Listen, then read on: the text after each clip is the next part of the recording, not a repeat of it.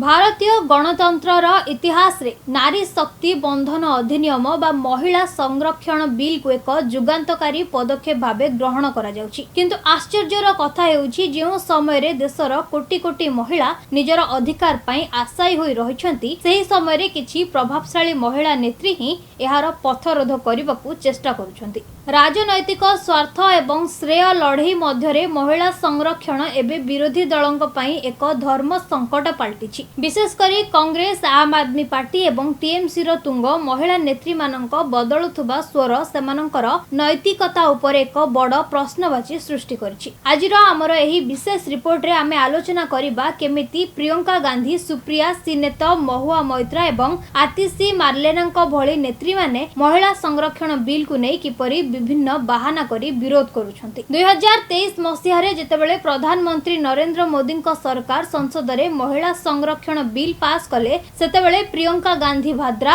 सुप्रिया सिनेत, महुआ मैत्रो एवं आतिशी मार्लेनाक भली नेत्री माने एहाकू जुमला बोली आख्या देथिले। सेमानकर जुक्ति थिला जे एहा 2029 पूर्वरु लागू होई परिबो नाही, तेणु सरकार देशवासी को भूल तथ्य देउछंती। किंतु 2026 एप्रिल रे जेतेबेले सरकार एही बिल को तुरंत लागू करिबा पई एक स्वतंत्र अधिवेशन डकाइछंती सेतेबेले एही नेत्री मानकर स्वर संपूर्ण बदली जायछि। एबे सेमाने एहाकू वेपन ऑफ मास डिस्ट्रैक्शन एवं टाइमिंग रो भूल बोली कहउछंती। पूर्वरु सेमाने कहउथिले एबे काहेकि नुहे आ एबे कहउछंती एते शीघ्र काहेकि। एही परिवर्तन स्पष्ट करूछि जे विरोधी दल माने महिलांक अधिकार अपेक्षा केवल राजनैतिक क्रेडिट पई अधिक व्याकुल। निजकू जणे दक्ष महिला नेत्री भाबे उपस्थापित करूथुबा सुप्रिया सिनेतंक दोमुहा नीति 2024 निर्वाचन समय रे धरा पड़िथिला। अभिनेत्री कंगना रणावत को नै से सोशल मीडिया रे जो अभद्र मंतव्य देथिले ताहा जणे महिलांक प्रति अन्य जणे महिलांकर असल मानसिकता को प्रतिफलित करूछि। जणे महिलांक व्यक्तित्व तांकर कर्म क्षेत्र बा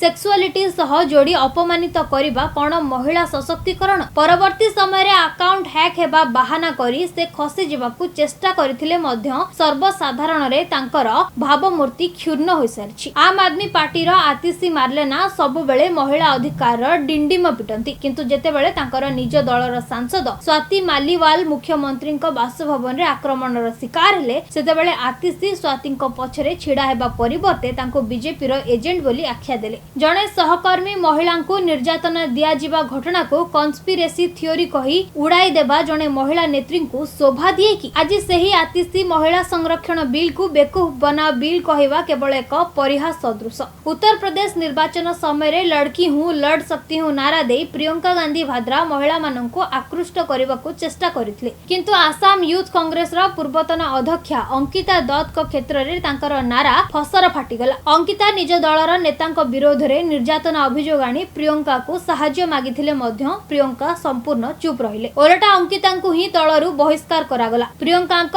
एही नीरवता प्रमाण करूछि जे महिलांक अधिकार तांको पई केवल एक निर्वाचनी विज्ञापन। टीएमसी सांसद महुआ मैत्रो महिला बिल को रिशेड्यूलिंग बिल कही समालोचना करंती, किंतु सेही समान नेत्री कोटी कोटी महिलांक आराध्या देवी मां कालींक संपर्क रे विवादीय मंतव्य देई श्रद्धालुंक भावना को आहत करथिले। महिलांक आस्था को अपमानित करी केउ नैतिकतारे से महिलांक प्रतिनिधित्व कथा कहउछंती ताहा चिंतार विषय। महिला संरक्षण बिल कोनोसी गोटिए दलर व्यक्तिगत संपत्ति नुहे, एहा देशर अधा जनसंख्यार अधिकार। जो बिल कांग्रेस शासन काल रे दशंधि धरी शीतल भंडार रे पड़ी रहिथिला ताको वर्तमान रो सरकार सांविधानिक मान्यता दैछंती। प्रक्रिया लंबा होई पारे, किंतु एहार भित्ति स्थापन होई सारछि। हट्टगोल करिबा एवं पोस्टर मारिबा अपेक्षा महिलांक सुरक्षा और अधिकार पई सेमानंक सह छिड़ा हेबा अधिक गुरुत्वपूर्ण। विरोधी दल एही महिला नेत्री माने जदि सतरे महिलांक पई चिंतित तेबे राजनैतिक मतभेद को पछरे पकाई एही ऐतिहासिक निष्पत्ति को स्वागत करिबा उचित। नचेत देशर महिला माने बुझी जिबे जे एमाने सशक्तिकरण सैनिक नुहंती बरं केवल राजनैतिक